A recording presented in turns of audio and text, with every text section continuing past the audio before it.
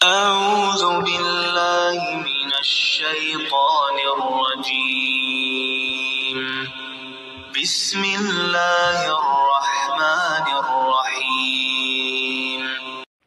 शिया आलिम अल्लामा आफ्ताब हुसैन जवादी साहब बयान कर रहे हैं। एक शख्स उनके पास पहुंचता है और उनसे सवाल करता है अली रज़ी अल्लाह ताला अन्हु के बारे में, और वो उसको जवाब दे रहे हैं कि अली रज़ी अल्लाह ताला अन्हु मजलूम थे। फातिमा रज़ी अल्लाह ताला अन्हा पहली मजलूम थी, मजलूमा थी। अली रज़ी अल्लाह ताला अन्हु मजलूम थे। भाई क्यों मजलूम थे? क्यों मजलूम थे? इसलिए कि उन्होंने अपने खुतबे में फरमाया, शिया किताब रौज़तुल काफ़ी के अंदर मौजूद है, वो हवाला दे रहे हैं, मैं नहीं दे रहा, क्योंकि हवाला आपका झूठा है। हवाला उन्हीं का है कि अली रज़ी अल्लाह ताला अन्हु अपने खुतबे में फरमाते हैं कि मैं सही इस्लाम क्यों नाफिज ना कर सका, कि मैं दीन के अंदर जो बिदात दाखिल हो चुकी थी वो क्यों ना निकाल सका, और मैं फदक वापस क्यों ना ले सका। ये सारी बातें उन्होंने अपने खुतबे के अंदर अली रज़ी अल्लाह ताला अन्हु ने फरमाई, और ये बात शिया किताब रौज़तुल काफ़ी के अंदर मौजूद है, और हवाले के लिए ये अल्लामा साहब खुद मौजूद हैं। ये इनकी बात सुने, फिर इनका पोल कैसे खुला इस बात से वो आपको मैं गौर करवाता हूं, फिर आपको समझ आ जाएगी इनके सारे मजहब को यही एक रिवायत ही झूठा कर देती है। और अव्वल मजलूम है वो, अव्वल मजलूम सैयदा फातिमा ज़हरा सलामुल्लाह अलैहा, अव्वल मजलूम मौला कायनात अमीरुल मोमिनीन है। अब अगर वो फदक इनसे हासिल कर दे तो चौथी जंग शुरू हो जाती। लिहाजा मौला कायनात ने इसका शिकवा किया है बाद में जी। रौज़ा काफी में सही और सनद खुतबा मौजूद है हमारी किताबों में, सही और सनद खुतबा जी, कि मैं सही इस्लाम को नाफिज क्यों ना कर सका जी। मैं जो पहले बिदतें जी दीन में दाखिल की गई थी जी, उनको खत्म क्यों ना कर सका। और ये अल्फाज हैं उसके कि मैं फदक हासिल क्यों ना कर सका। लफ्ज़ हैं ये खुद मौला कायनात ने जो खुतबा इरशाद फरमाया है कि मैं फदक क्यों नहीं ले सका जी, उसके इल्ल व अस्बाब बयान किए हैं मौला कायनात ने। उस पूरे खुतबे को पढ़ लें, रौज़तुल काफ़ी में, रौज़ा काफ़ी में सही सनद के साथ खुतबा है, बड़ा तवील खुतबा है। क्या मजहब है शिया कि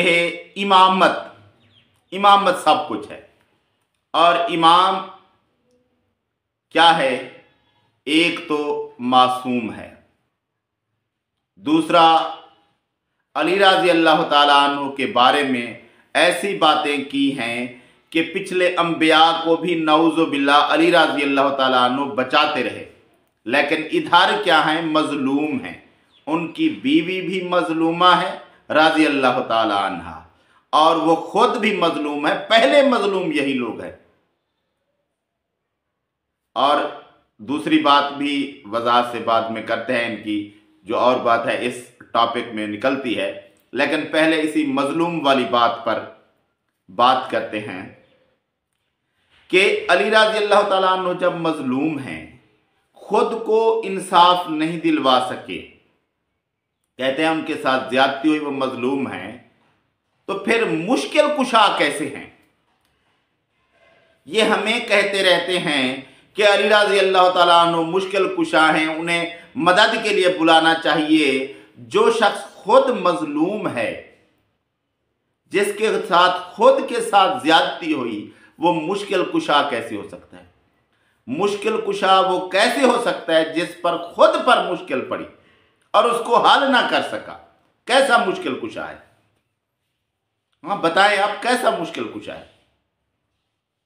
कहेंगे नहीं, मुश्किल कुशा तो है, लेकिन अपने लिए, क्योंकि अल्लाह की रजा यही थी इसलिए। भाई मुश्किल कुशा किसी रजा की बात नहीं होती। फिर जिसको अल्लाह तबारक व तआला इख्तियार देता है तो फिर उस पर लाजिम करता है कि वो उस इख्तियार को इस्तेमाल करे।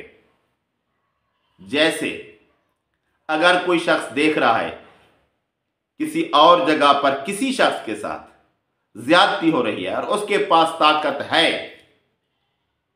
और नबी सल्लल्लाहु अलैहि वसल्लम ने यही फरमाया है, बल्कि अगर तुम किसी गलत बात को देखो तो हाथ से रोको, अगर हाथ से रोकने की ताकत नहीं है तो जबान से रोको, अगर जबान से भी नहीं रोक सकते तो दिल में बुरा समझो, और ये ईमान की कमज़ोर तरीन निशानियां है। और जो इमाम हो वो कमज़ोर ईमान वाला नहीं होता। तो अली रज़ी अल्लाह तआला अन्हु की बीवी के साथ ज्यादती हो गई, फदक छीन लिया गया, अली रज़ी अल्लाह तआला अन्हु के साथ ज्यादती हो गई, खुद को ना बचा सके, फिर कहाँ के मुश्किल कुशा हो। अगर मजलूम है तो फिर मुश्किल कुशा नहीं है, अगर मुश्किल कुशा है तो मजलूम नहीं है, फिर तुम्हारा झूठ है। ये एक तो ये बात हो गई मुश्किल कुशाई वाली। और आगे क्या भी इमाम किस लिए होता है? इमाम के सही इस्लाम लोगों तक पहुंचाए और बिदात को इस्लाम से खारिज करे। और ये कह रहे हैं कि अली रज़ी अल्लाह तआला अन्हु ने खुद फरमाया क्या कि मैं सही इस्लाम नाफिज ना कर सका, इस्लाम में जो बिदात दाखिल हो गई थी वो खारिज ना कर सका।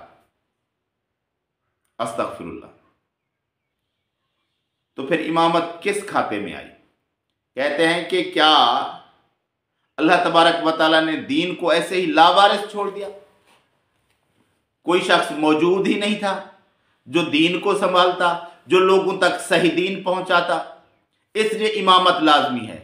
और जो पहला इमाम है वो खुद कह रहा है इनके कहने के मुताबिक कि मैं सही इस्लाम नाफिज ना कर सका, लोगों तक सही इस्लाम ना पहुंचा सका, बिदात खत्म ना कर सका।